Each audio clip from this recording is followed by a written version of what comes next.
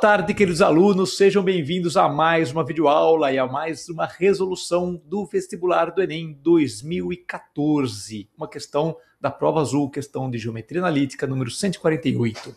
Então vamos lá. O que ele conta aqui no texto? Ele fala que tem uma criancinha brincando no balanço e a corda que prende o assento do balanço tem 2 metros de comprimento.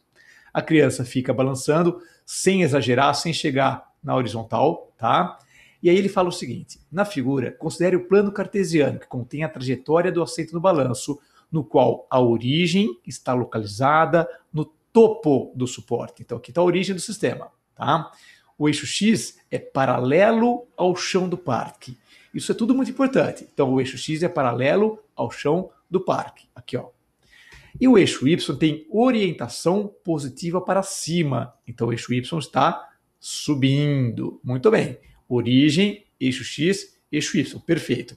Notem que a colocação que ele fez do eixo faz com que o balanço fique para baixo do eixo na parte do Y, na parte negativa do Y. Isso aí vai ser muito importante no final do exercício. Bom, vamos continuar. Ele diz o seguinte: a curva determinada pela trajetória do assento do balanço é parte do gráfico de qual função? Então existe uma função, que é uma dessas 5, que descreve essa trajetória aqui, tá? Mas se a gente olhar com um outro olhar, pensando em geometria analítica, que curva que descreve uma trajetória que está sempre a 2 metros de um ponto fixo, que está sempre a uma distância única, uma distância fixa? É uma circunferência.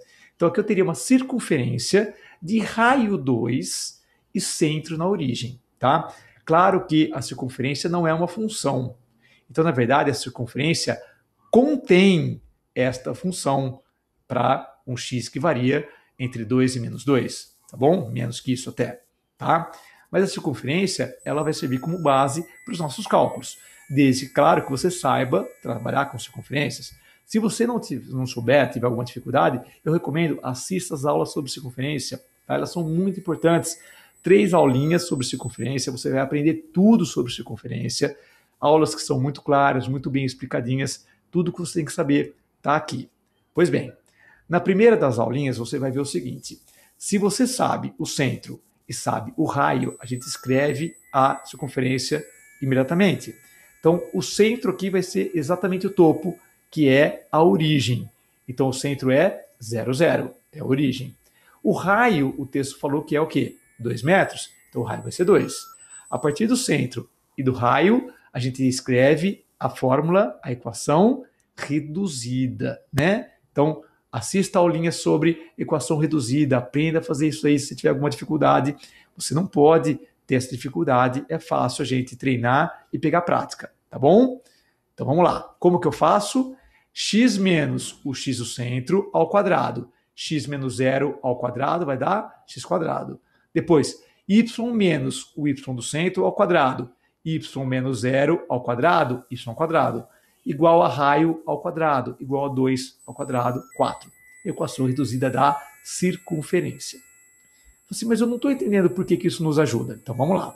Lembra que nós queríamos uma função? A função f de x é sempre o y. Sempre, independente do que se trate, f de x igual a y, tá? É uma maneira diferente de você escrever o valor de y, tá bom?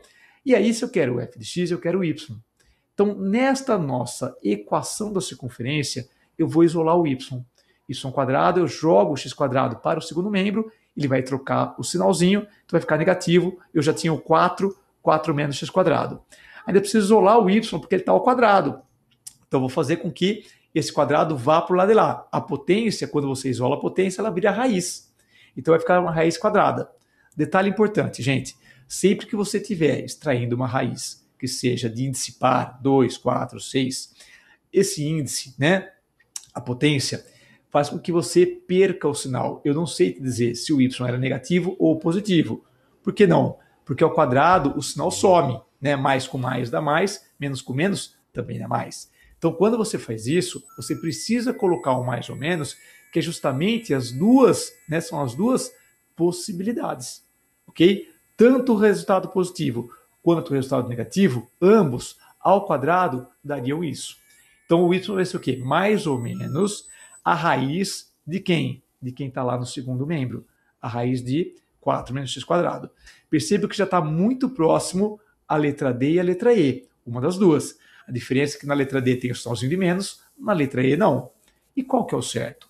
Lembra que eu comentei no comecinho aquele lance que já que o eixo X foi colocado aqui, o balanço está para baixo, então da figura nós sabemos que o Y, olha, ele é negativo, ele está na parte negativa do eixo Y, do eixo vertical. Então se o Y é negativo, eu escolho o sinalzinho de menos, então o Y vai ser menos raiz de 4 menos x quadrado. Tá bom? Esta é a função limitada, é claro, a um domínio menor que 2 e maior que menos 2, né? Que seriam esses pontos extremos aqui, que diz o texto que ele não chega a atingir, tá? Então essa seria a função que ele busca. Alternativa D, questão resolvida. Tá bom? Uma questão muito bacaninha, contextualizada, um contexto interessante, envolvendo a geometria analítica, tá? Uma questão muito interessante mesmo do Enem 2014. Qualquer dúvida, deixe uma perguntinha nos comentários e se você gostou, dá um like, clica no gostei, clica no joinha, tá joia? E inscreva-se no meu canal, não inscreveu ainda? Tá na hora de se inscrever, receber por e-mail, sempre que eu colocar uma aula nova, você vai ser avisado, tá bom? Um grande abraço, até a próxima aula.